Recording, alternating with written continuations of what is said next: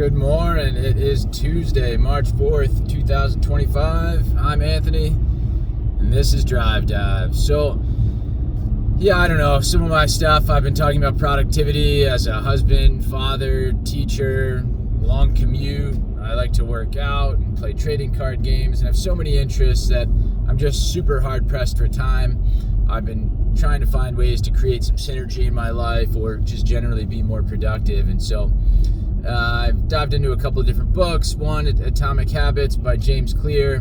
And now I've started to get into, as an audiobook, Carnegie's How to Win Friends and Influence People. And I've only made it through, I don't know if it's part one or the first chapter, but the introduction in the first chapter. And the thing that struck me, there's certainly a lot of, focusing on yourself, right? And not being critical of others. He speaks a lot about Abraham Lincoln, who happens to be one of my favorite historical figures. I say that I'm not a history buff. I don't pretend to know every detail about Abraham Lincoln, but just some of his quotes, like better to be silent and thought a fool than to speak and remove all doubt. I believe that's attributed to George Washington, to Abraham Lincoln, attributed to Abraham Lincoln. And that's always been one of my favorites in terms of just, one, so what if people think you're a fool? You can't control their thoughts, and most of the time what they think doesn't really matter anyway. You're the one who has to be happy with your choices. And then two, when you're going to speak, make sure you say something intelligent. As a teacher, I think I've used that quote in the classroom a few times, just talking with students about, hey, can't be goofy all the time. People will judge you for being goofy. So let's try to straighten up a little bit. So, but I guess a lot of it, Abraham Lincoln comes up in how he, early on in life, was very critical of others, to the point where he got in some pretty serious trouble, I guess, in a duel, a sword fight, and which I didn't know, right? Again, not a history buff. Interesting story. And from then on, apparently, was very careful and more reserved, conservative in his approach to trying to, I guess, correct the behavior of others that he was in charge of, right? Generals and such. So I do find myself maybe having learned some similar lessons in life, where I remember one time just jokingly saying something stupid about another boy's mom, which in grade school seemingly everybody was doing at the time. But I took one literally like on the eye. That boy came over and just decked me, and then I had to walk around with a shiner for a little while, and kind of learned that lesson. Like, hey, maybe don't say things you don't mean. Don't say things that aren't intelligent. Don't say things that are offensive to other people to the point where they're going to punch you in the eye. So certainly learned to not do some of those things, and taking those lessons into the classroom, where it's I really try super hard not to use any sort of criticism or sarcasm, even where I might be trying to communicate one thing, but if I choose words that don't literally mean what I'm trying to say, there's just too much room for misinterpretation, right? Not quite capturing exactly what I meant to say. Then the point gets lost, and the kids are frustrated, and they end up with some resentment. I think was the point made by Carnegie in this particular part of the book, that the criticizing others when they are at fault, even the most hardened and notorious of criminals, when they're at fault, they don't actually believe that they are, and they don't blame themselves. They just end up bitter at those who do criticize them. So the point being to try to praise and highlight strengths and use that as a means of improving or reinforcing behaviors, trying to understand why certain choices, decisions were made, why certain people behave certain ways in specific contexts, think was the point. And the other point I think that stood out to me in the introduction to the book was Carnegie, I guess, spent a lot of time teaching public speaking courses at, I guess, the college or university level, and found that it wasn't the art of public speaking, the skill of public speaking that people were lacking, but it was people skills. And that's what led to the years-long, decades-long production of this written work. And reflecting on just those 2 points, I feel, I mean, I'm going to read this book, continue on with this book anyway, but I feel that what I'm lacking personally, if the point being made here is to be more critical of yourself and control your own thoughts, words, actions, I need to focus on the public speaking end of things.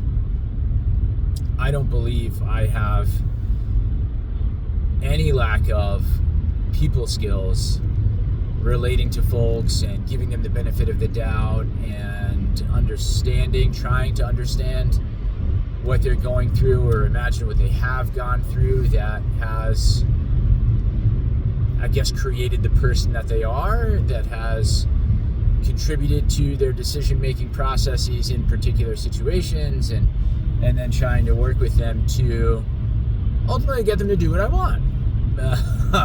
As a leader, right? And as a supervisor, I'd been able to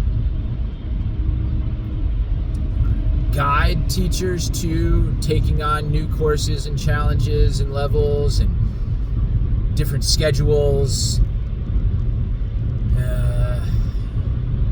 I had a pair of teachers who, someone retired and I needed somebody to teach AP biology the following year, and they were very reserved about it or cautious. They just worried as newer, non-tenured teachers, and I guess the culture around AP in the building, there was a lot of, I guess, focus on those scores and wanting students to continue to perform at a high level. And these teachers who, there were a couple of sections, 2 or 3 sections, I believe, the initial thought would have been to just have one person take on the role of teaching AP biology. So the 2 that I had in mind, they each, like I said, had their reservations about it. But after speaking with them, I mean, we came up with a system where, hey, 2 sections, let's each have them do it. And then they have a partner, they can go on a buddy system and work things out, share ideas and supplies and coordinate their instruction and everything, and it all worked out. But there wasn't a moment where I thought negatively of them in any way for not wanting to do it. I mean, there was another teacher who had been there longer, was tenured and everything, and I was curious, very curious, as to why that teacher wasn't chomping at the bit to teach AP biology and work with our highest caliber of student, right, in biology. But I didn't openly criticize him for it or voice that in any way. I just asked the question, and he expressed he wasn't interested, and we moved on. I knew I had other options, and I was able to have more productive conversations with those 2 and get to a solution, right? Solve that problem of identifying a teacher to, in this case, teachers, to tackle AP biology. So, I mean, that's, one example where just understanding people and working with them and building relationships and building that trust. I think I was still relatively new at the time. Maybe I was only working with them for about 6 months when we're making this decision. But I was able to do that and support them, and we built up a lot of trust, and that just became the way we worked through, I don't know, any number of issues, scheduling working out schedules from year to year, talking about room usage and the number of preps and how long this person had been teaching this level of course and working with this type of student, and just speaking very openly about our respective needs and working collaboratively toward a solution. So for me, at least what I've read so far, the advice of not criticizing folks, I mean, that's not a problem. I think that I even in raising my son so far, able to have similar sorts of conversations about and anticipated challenges. He had an incident at school, and I was very upfront with him. I said, this is the first time this is happening. It's a big shock to me. Like, it's probably going to take me a little while to kind of get over it. So I apologize if, I'm not as nice to you over the next couple of days as I normally would be. But like, that's what I'm going through. Like, that's part of my process in dealing with, right, coming to terms with, the events that transpired. I won't share the details, but I was a little shocking. I was caught off guard. But it's the public speaking thing, and that was something that I recall sharing in a video here. One of the things I was hoping to get out of, and still am hoping to get out of this process, recording, thinking on my feet, right? This is not scripted. Not that anybody's firing questions away, but kind of just having a conversation with myself here and trying to make sure that I speak eloquently. Not too many uhs and ums and annoying speech patterns. Part of the goal, while I gain some knowledge from audiobooks and share that with all of you to motivate, to inspire, and to feel more productive, to use this 12 minutes of my 45 to 60 minute morning drive to work in a productive fashion. So with that, I ask that you comment down below, share your thoughts on the video. If you've read the book, if you've ventured into a YouTube channel, if you have any feedback on my public speaking abilities or anecdotes of how you've managed to win friends and influence people,